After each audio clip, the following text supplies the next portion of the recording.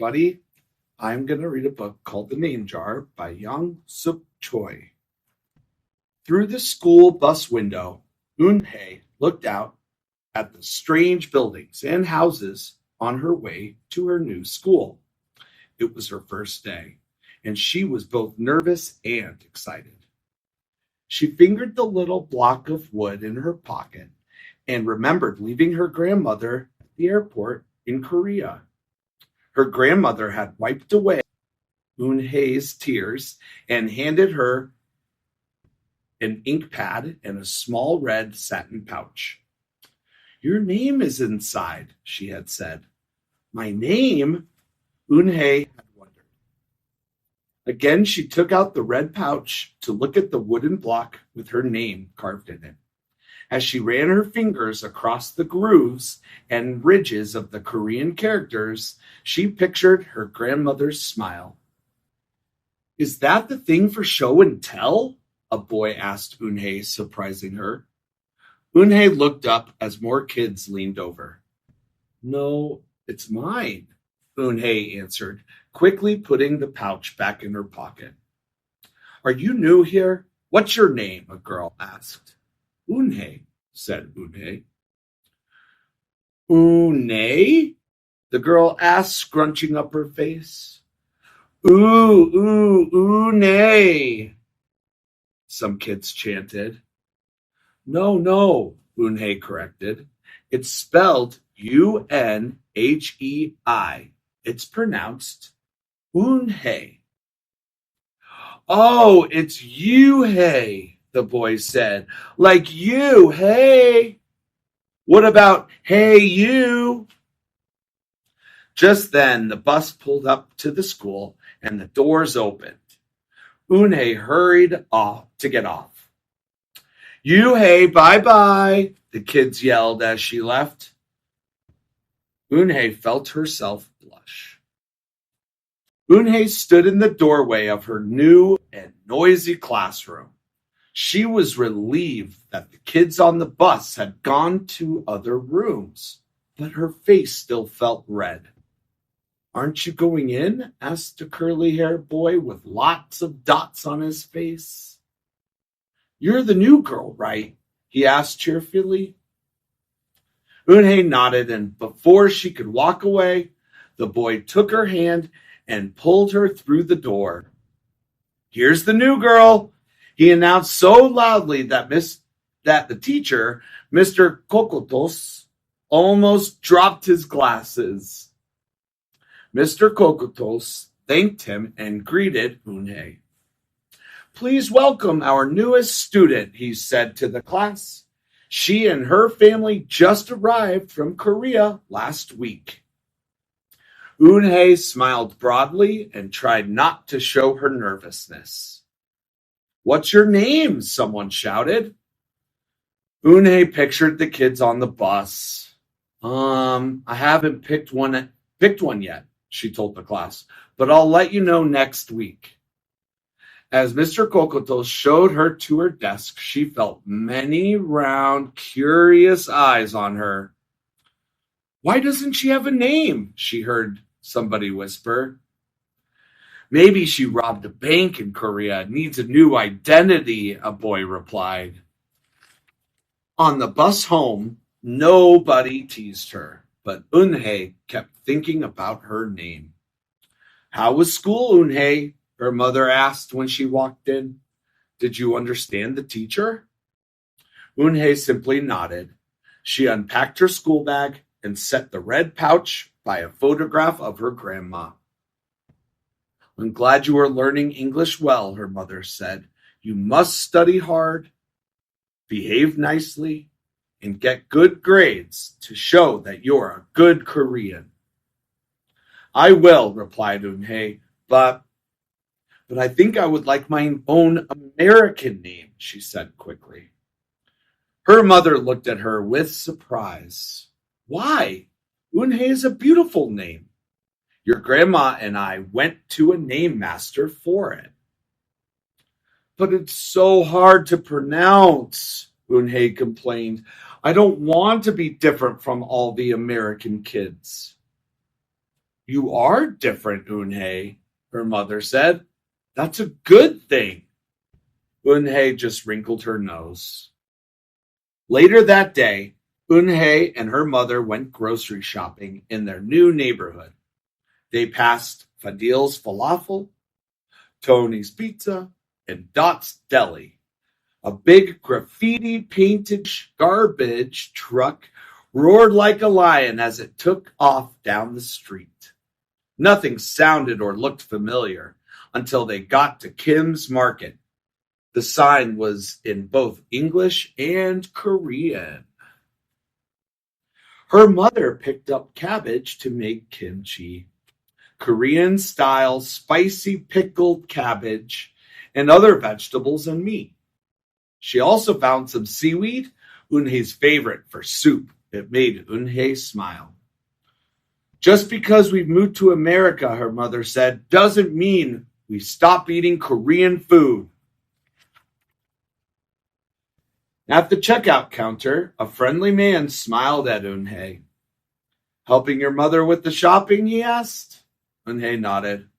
I'm Mr. Kim, he said. And what is your name? Eunhye, she answered. Ah, what a beautiful name, he said. Doesn't it mean grace? Eunhye nodded again. My mother and grandmother went to a name master for it, she told him. Well, it's a graceful name for a graceful girl, Mr. Kim said as he put her groceries into bags. Welcome to the neighborhood, Eunhye. That evening, Eunhye stood in front of the bathroom mirror. Hi, my name is Amanda, she said cheerfully. Then she wrinkled her nose. Hi, my name is Laura. Maybe not. Her smile turned down. Nothing sounded right. Nothing felt right. I don't think American kids will like me, she worried as she began to brush her teeth. Ha-e, ma-nem, it-shuzi, she said to the mirror with her mouth full of toothpaste. Shuzi. The next morning, when Eunhye arrived at school, she found a glass jar on her desk with some pieces of paper in it. Eunhye took one out and read it aloud. Daisy. That's my baby sister's nickname. But she said you could use it if you want, said Cindy, who sat next to her. Eunhye took out the rest of the paper. Tamala, she read. I got it from a storybook, said Nate. She was smart and brave. Eunhye nodded and unfolded another piece. Wednesday. Yeah. You came here on Wednesday, said Ralph. Thank you for your help. A smile spread over Eunhye's face. Ralph quickly said, we'll put more names in. You can pick whatever one you like, or pick them all. You can have the longest name in history. At 3:00, the bell rang for the end of the school day. Eunhye looked out the window and saw it sprinkling. It's the same rain, she thought, but in a different place. She watched other kids leaving in groups. Hey, a familiar voice called out to her. Eunhye turned around to see the curly-haired boy again. I'm Joey, he said. And you? Don't you have any name? Eunhye thought for a moment. Well, I can show you, she said, and took out the small red pouch. She pressed the wooden block on the ink pad and then stamped it on a piece of paper. This is my name stamp, she said. My grandma gave it to me. In Korea, I can use it as a signature when I open up a bank account or write a letter. And whenever I miss my grandma, I use it to fill a piece of paper. Want to try it? She offered the stamp to Joey, and he carefully inked the stamp and pressed it hard on the paper.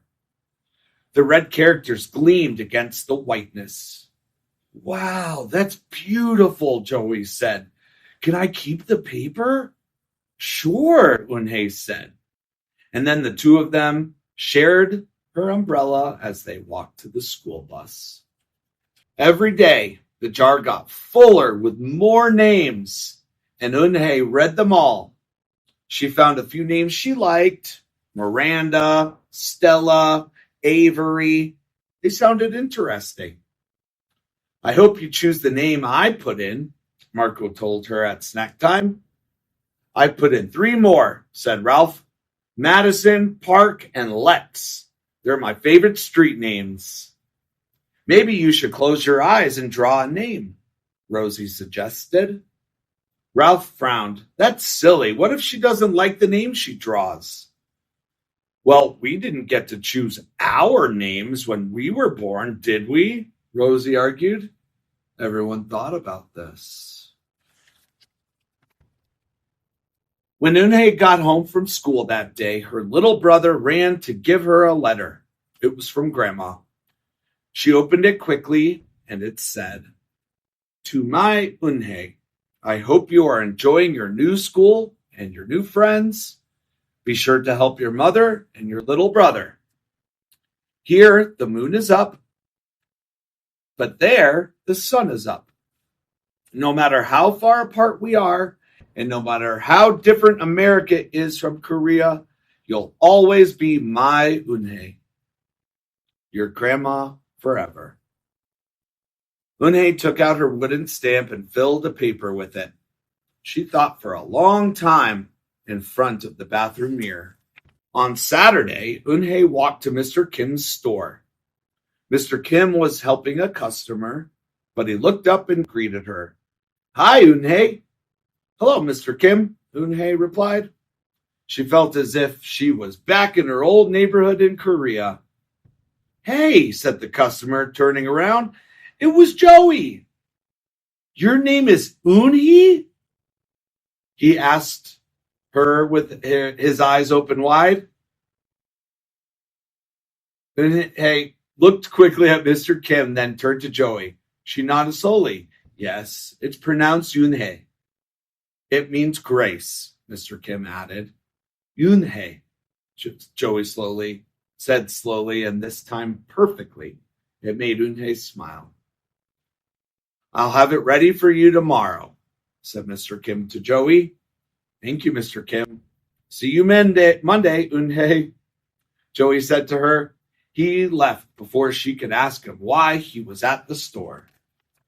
On Monday, Eunhye came to class early to look at the names one last time. But the jar wasn't on her desk. Instead, there was just a single piece of paper. Paper with a name on it. Eunhye slipped it in her pocket. Where's your name jar? Ralph asked as soon as he saw it was gone. I don't know, Eunhye said. It wasn't on Mr. Kokoto's desk or on any other desk. And it wasn't on the counters or any of the shelves. As other kids arrived, they helped look. Soon, Mr. Kokotos came in and Ralph shouted at him, The name jar is gone! The jar with all the names in it! Gone? Mr. Kokotos replied with a look of concern. He asked Eunhye, Did you get a chance to read all the names? Eunhye nodded. She took a breath. I'm ready to introduce myself, she said. Eunhye wrote her name in both English and Korean on the chalkboard.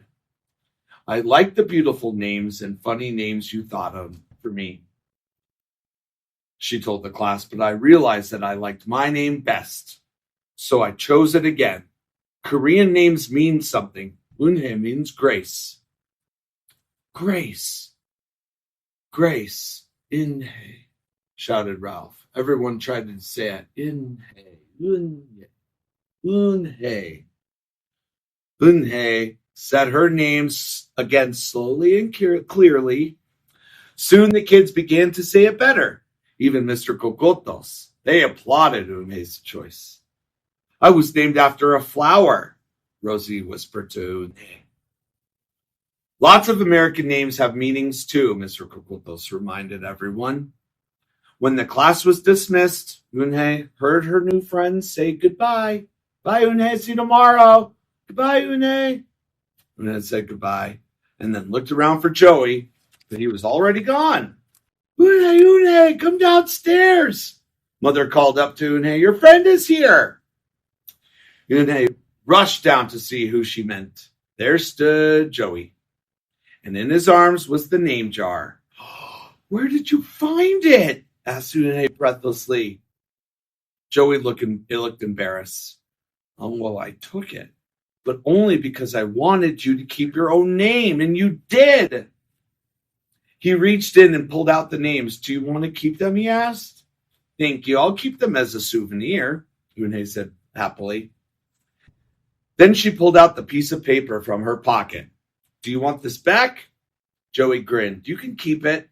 I'll return the name jar to class. Maybe you could put some Korean nicknames in it for us. Names with good meanings. I could do that, agreed Une. I've already got a Korean nickname, Joey said. Mr. Kim helped me choose it. Carefully, he pulled a small silver felt pouch from his pocket. Then he took out a dark wooden stamp with the beautiful Korean characters carved sharply into it. He pressed it on the ink pad and then on the piece of paper next to her name. Chinku, read Une. Oh, that means friend. And Chinku smiled back from Mr. Franco. And back in 2006, 2007, I moved to South Korea. It was my very first country that I lived outside of the United States. South Korea is a country in Asia.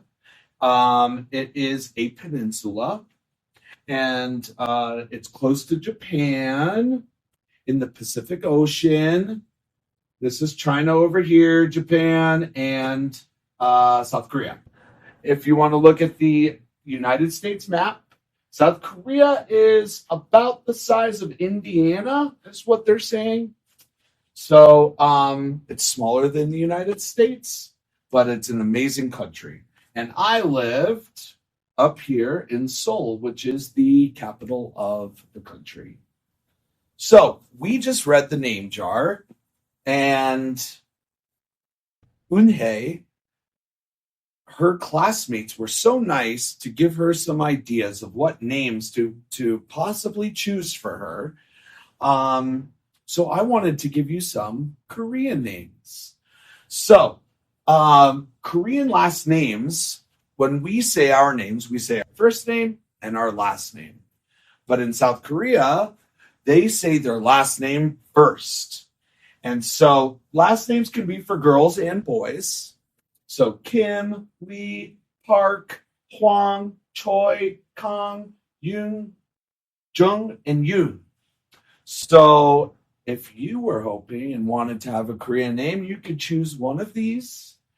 And for girls, the first name is Eun-ha, Hwa, Yun-ha. For boys, Chu-ha, Byung-si, and middle names. So if you wanted to choose a name for yourself and you were a boy, you could be called Ha Jun Lee. But you would say it the other way around. You would say Lee Ha Jun. Park Hwa Yoon if you were a girl. She also went to a grocery store to pick up kimchi, and I wanted to show you a picture of kimchi. So kimchi is a fermented, pickled cabbage. It's probably the most famous food in South Korea. It's cabbage. It has spicy gochujang sauce. It's fermented. It smells bad. It can, because there's a lot of garlic in it, but it tastes so good. It's one of my favorite foods. I actually have some right now. Okay, one interesting thing about the Korean alphabet, it's called Hangul. And actually, even though these don't look like letters that we would see in the red up here, they actually have sounds and are phonetic, just like the English alphabet. So to say a G or K sound, that is the character for that particular consonant. And they have vowels just like we do, which is really cool. And this is Seoul, South Korea, the capital of South Korea. That's the Seoul Tower way up there. And it's a beautiful city, and I miss it so much. I can't wait to go back.